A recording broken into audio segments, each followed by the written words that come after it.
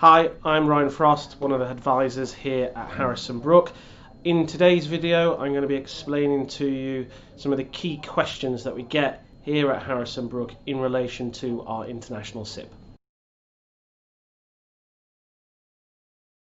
This is probably our most common question. There's a misconception that transferring into an international SIPP, that you're transferring your pension outside of the UK. That is not the case at all.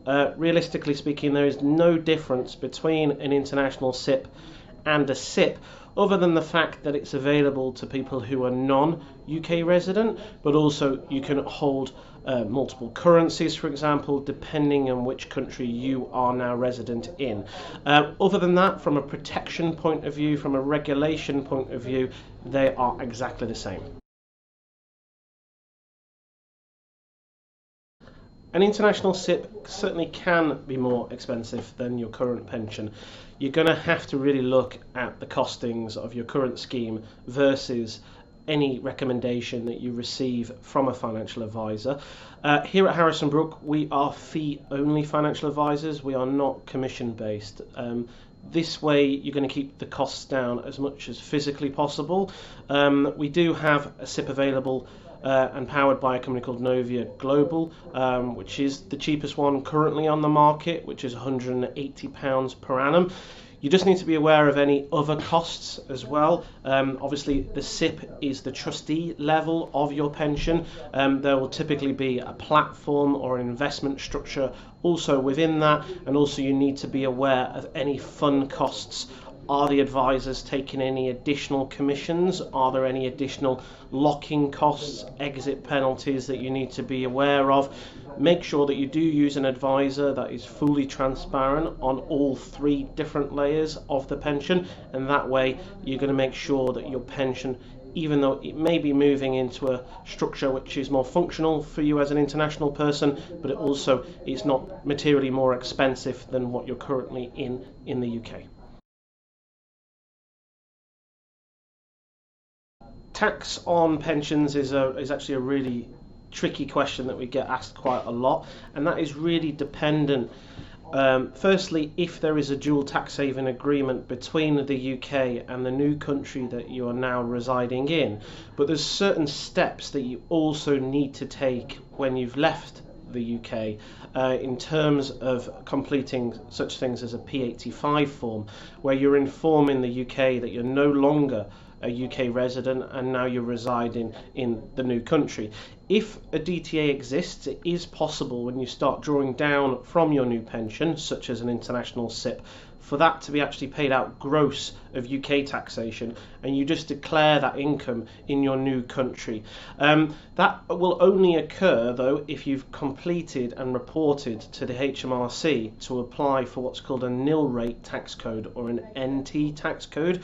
Whenever you go into drawdown, if you're in a new international SIPP set up by ourselves or by another provider, at the point of withdrawing they will request your tax code. If you don't have the correct tax code, they may apply your last UK tax code or an emergency tax code. So it's really important that you work with your advisor beforehand and before you go into drawdown to make sure that you've got the correct tax code before you make a withdrawal, so you don't get any nasty surprises where you're taxed in the UK and obviously you declare the income in your new country as well and then have to subsequently claim that tax back in the UK. It's much easier.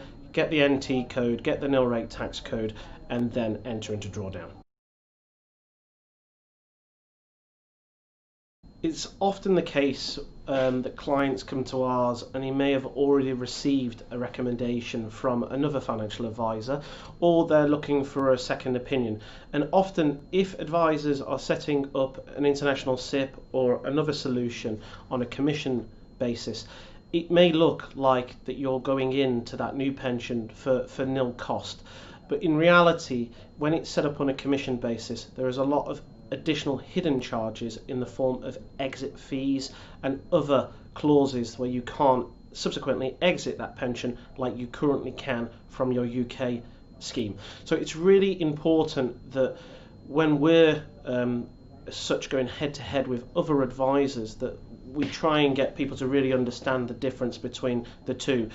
Always work with an advisor that is fee-based. They will charge you an initial fee. That might look more expensive than the alternative, but that fee is to cover the cost of the advice, any professional indemnity cover, and the whole process. They are paid a one-off fee, and then on a fee basis we receive a fee on an ongoing basis. The relationship then between the two parties is much more hand in hand.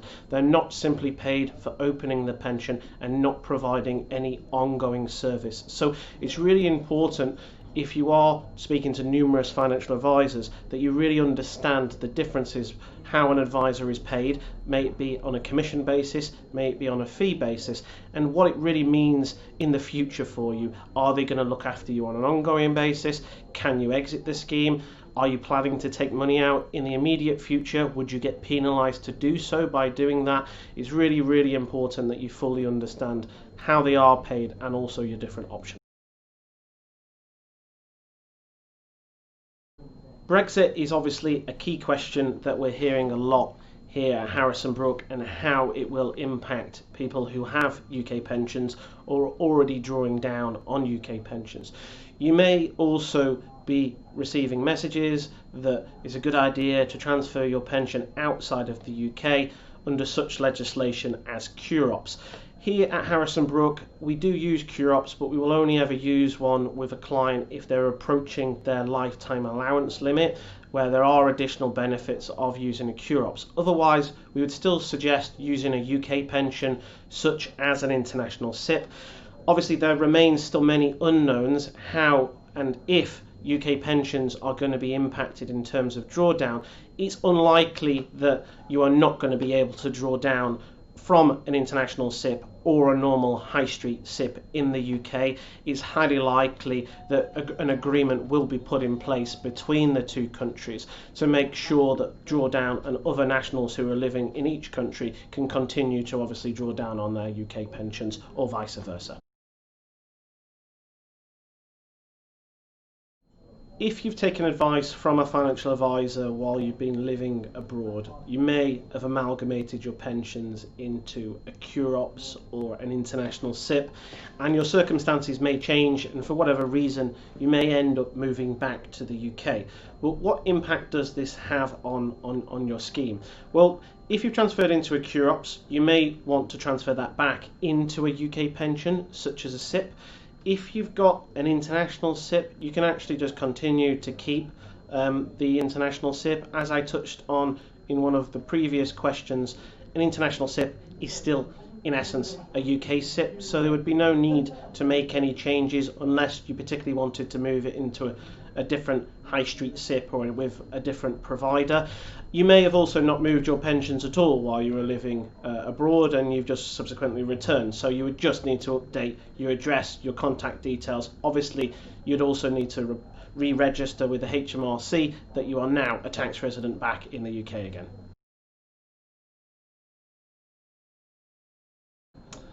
I touched on this in one of our other questions, but I'll go in a little bit more detail about it now. And the answer is yes, and this is one of the key benefits of an international SIPP, is the fact that your pensions that you've amalgamated in the UK will be typically held in sterling.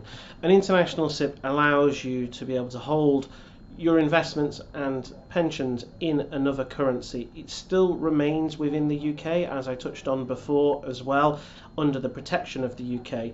But once you've transferred in your pensions in sterling, straight away or over time, you can transfer them into different sub-accounts for different currencies. So if you live in the US, that might be dollars. If you're in Europe, that might be in euros.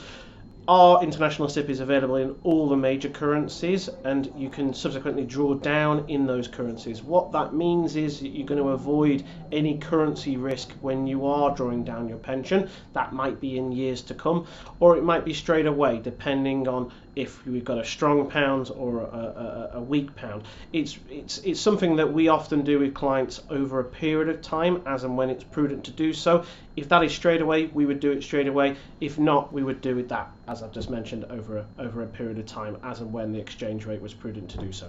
Thanks for watching our 7 key questions on the international SIPP. If you want to speak to one of the financial advisors here at Harrison Brook, please hit the get started button. Someone will get back in contact with you in 24 hours, or you can call one of our offices and we'll get straight back to you.